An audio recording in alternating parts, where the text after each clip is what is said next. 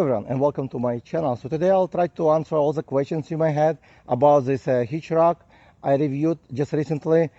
Basically I just show you how it installed and how it works. So this one is from Costco, by brand is called Kilimanjaro.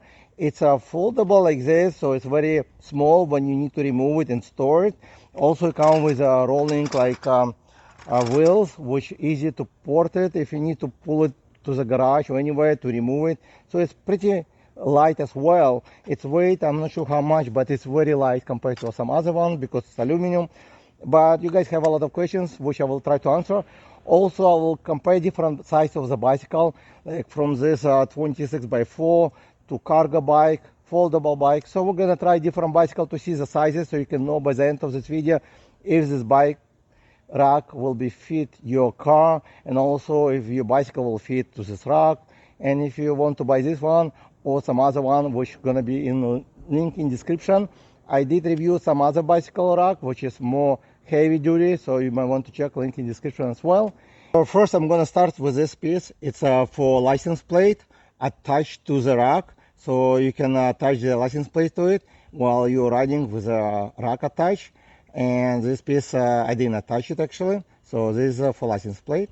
Next question I was asked if you can lock this rack to the hitch on your car so nobody can steal it. Yes, you can, because when you are attaching it, you're gonna attach with Allen key like this. It will open up inside, so you need to screw it, like it will open up. Basically you're gonna see it once you touch it, and then you can use any padlock like this, insert it right here, lock it.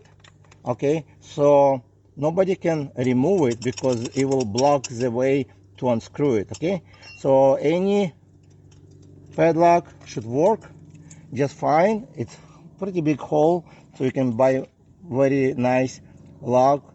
And I just want to show you, once you attach it, the lock will go in here, because in order to remove you will need to unscrew it, and the lock will be blocking the way. That's how you lock in the hitch rack. Okay, also there's another key attachment of the bicycle. Once you install the bicycle on the rack, they come with 3 different keys, because there's 3 different attachments for the bicycle.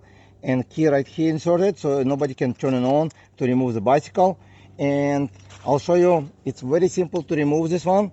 You can see when you push it out, it's removable. So it should be very simple to rearrange, to reattach different ways. So I'm not sure like why people are having problem to attaching the bicycle. It should be super easy. You just simply remove it and attach it. So, and I do it with one hand and just like this. Okay, and all of them work exactly the same. So now I attach the rack. I want to check to see if it can hold 200 pounds. I weigh 215 pounds. I'm gonna stand on it, jump a little bit to see if it will break or not. Because over here actually thin metal. I'm not sure if it's actually designed for this type of weight, but I'll just stand, and yeah, it's still holding 215 pounds. Everything looks good so far. Again, usually they're rated to 200, each bicycle 100 pounds. So if you put over 100 pounds, then you might have some issues. So it's a design for 100 pounds each bicycle, the total 200, no more than that. Usually they test them for higher weight. So next step, now I'm gonna demonstrate how the bicycle fits this rack. Now I'm gonna measure the rack length. So it's about a length from one end to another end, 51 inches. And from strap to strap it's about 36 inches. Okay, now I'm gonna try to use one of the largest bike on this rack. Okay, so the first wheel coming, and then the second wheel. Oh, I need to put the leg up, pedal a little bit, move from the way. So once you got comfortable, I didn't use it much. Actually, I didn't use it with this bike at all. So once you know how it works, it will be much easier. And just like that. And I'll show you how it will look and how it will fit a larger bike like this. And I'm gonna attach to the frame right now, just for now. And to see if this latch actually can latch. And I'll do rear wheel right here. Okay, I'll latch this one. And I need to remove some of the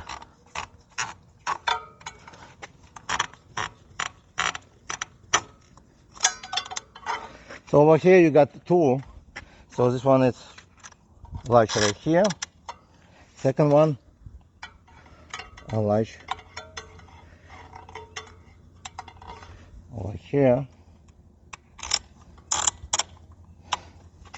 Here's how this another bike Saber will look on this rack, and 26 inches will be probably the maximum you can use on this rack. As you can see, it's still laying down nicely inside. These two wires, or whatever you call it, can latch. Over here it's a little bit till the end. I didn't really push it hard, but it is usable for this type of bike, which is pretty large, and it weighs about maybe 75 pounds with a battery, so it's not that heavy actually. And you can put it on the clothes rack if you want to. I just did it for demonstration, so it's exactly the same rack, just different direction gonna face, and there should be enough space. So that's how you're gonna use the large bicycle. Now I'm gonna show you another bicycle to see if the cargo bike will fit. I'm not sure if it will, so let's check it out. And I forgot to mention that the Sonata bike, Saber, have 50-inch wheelbase. So this one is Inventi. It's about 52.5 wheelbase. I'm gonna try it. It's a newest model, actually one of the best cargo bike you might find on the market. It's I'm not sure if they already sell them, but I think they was on pre-order. You might want to check on the description. One of the newest and my favorite electric bicycle as a pedaling experience, one of the best. So let's see if it will fit.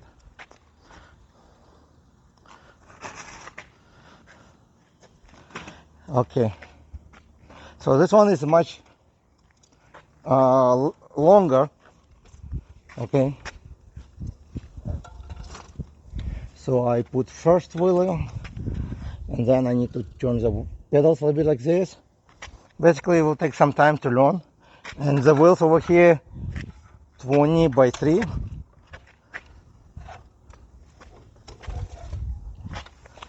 Looks like what's the name for this, the stand, it's a little bit too low, so it might not go easily, but let's try it. I would have to lift it up and put it on, and have to move forward.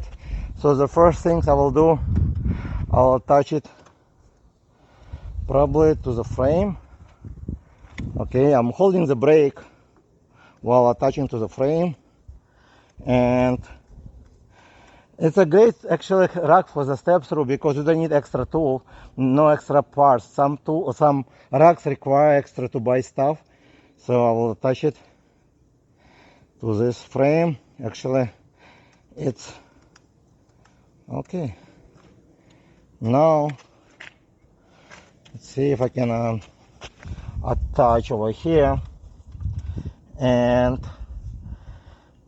I'm gonna attach the front so you can see it. It probably will not be fit, it's too long. Even the wheels are 20 by 3 inches, but it's too long. I'm gonna just secure over here just to show you. Okay, the front wheel you can attach, no problem.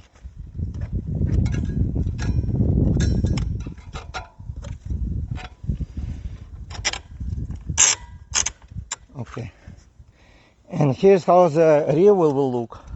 I cannot really remove this part because it's right on the corner, and to attaching with the rear,